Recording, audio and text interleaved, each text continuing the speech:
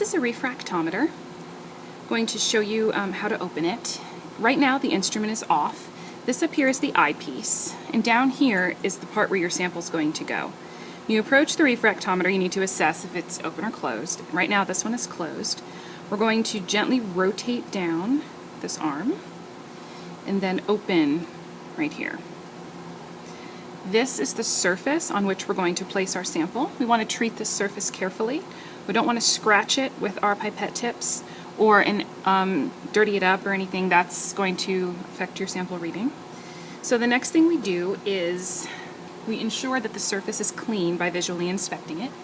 If the surface does not appear to be clean, you can clean it with a small amount of methanol that you have applied to a Kim wipe. Do not squirt the methanol on the instrument. That will make a mess. Apply the methanol to a Kim wipe, right here, Kim wipe, and then use that to clean off the surface. This one is clean, so I'm not going to bother. Refractometry is for liquids. It measures to what extent the liquid refracts light. So this is only for liquids. I have a liquid over here that I'm going to measure. First thing you do is take several drops.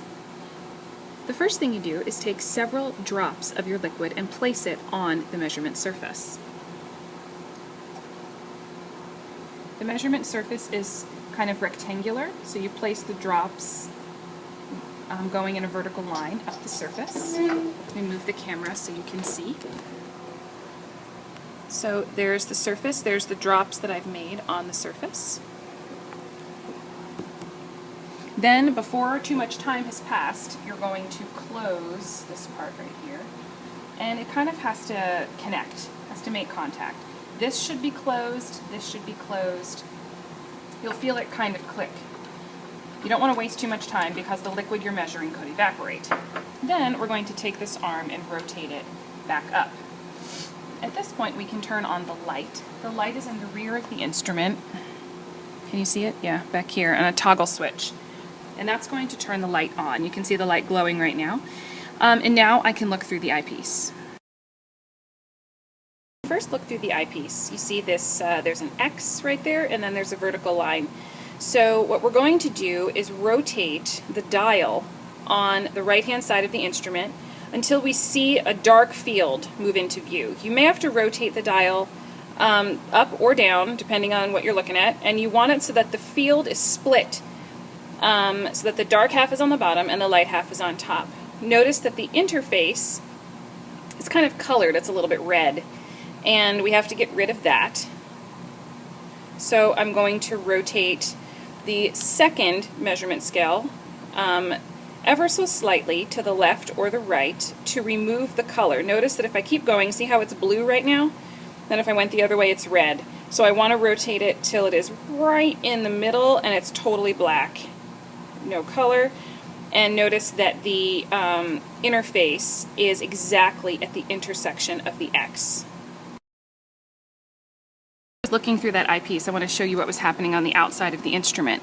The first dial I rotated was this one, and I had to rotate it towards me in order to bring that dark field into view. Once I had the dark field in view and it was splitting the circle, then I rotated this dial to the left or to the right in order to minimize the amount of color at that interface of dark and light. Remember, it was red if I went one direction, blue if I went the other, and then right in the middle there was no color, and that was the point I was trying to reach. When you have reached this point, you have a light field on top, dark field on the bottom. They are meeting at the intersection of the X, and there's no color at the interface. You are now ready to read the refractive index scale. Then we are going to come over here and read the scale. And in order to do that, we're going to have to press down this toggle switch. Do you see it back here? Toggle switch. Right now the toggle's in the middle position. Up is off, middle light on. We're going to push it down now, and we're going to have to push and hold it. And that's going to backlight a scale. Here's the scale. There's the reading, pushing down and holding. There's the scale. This scale, you can see the vertical line in the center of the field is telling me where my measurement is. And a refractive index has 4 decimal places. 3 of the decimals you can tell from the scale. The 4th one you have to estimate. So this one is 1.451. I can see that my vertical line is traveling right past the number 1 tick mark. But I have to estimate the 4th decimal, so it's 1.451, and I'm going to guess it's 1.4511, because the tick mark is immediately past that, the vertical line is immediately past that number 1 tick mark, and it's not close to the 0.5. So that's what I'm going to go with, 1.4511. Make sure you turn the toggle switch to the up position. That will shut off the lamp. And then most importantly, before you leave the refractometer, you must check the temperature. Notice that the refractometer has a thermometer literally embedded right here, so you can measure the temperature as you're making the measurement.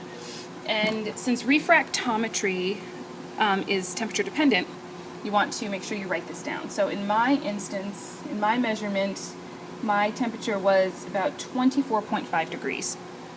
So I would write that down in my notebook, and I'll show you next how to do the calculation. When I recorded my refractive index, I got a measurement of 1.4511. Remember, a refractive index must have 4 decimal places. The first 3 are really easy to read off the scale. The 4th one you have to estimate. I also recorded the temperature at which I made this measurement, and it was 24.5 degrees. Now, the symbol for refractive index is an N with a subscript D, where the D represents the sodium D line, or that's another way of saying the wavelength of light that was used to make the measurement. The D line is the standard.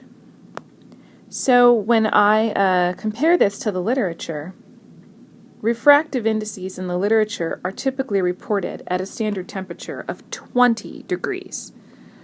So I have to correct the refractive index I measured for the standard temperature. So my experimental measurement was at 24.5 degrees. The standard or corrected measurement must be at 20 degrees. That's a difference of 4.5 degrees. In refractive index, there is a correction factor, and it is 0.00045 per degree. Another way of saying that is 4.5 times 10 to the negative 4th per degree. So since we have 4.5 degrees, we're going to take 4.5, multiply it by the correction factor. That's going to get us 0.00202. Again, since we only need 4 decimals, I can round to this point. I don't need that 2. So my correction factor, I'm just going to take these 4 decimal places, and then I'm going to add it to my experimental refractive index, which was 1.4511. Remember, that was at the high temperature. So I take this correction factor and I add it to my experimental number. That's because as the temperature goes up, the refractive index goes down. So do this little addition problem, and I get a new refractive index, which has been corrected for 20 degrees. And that is the number that I would then compare to the literature. Refractive index on a pure liquid can be used as a method of identification. So compare the corrected number to the literature, since the literature is going to be using the 20 degree standard temperature.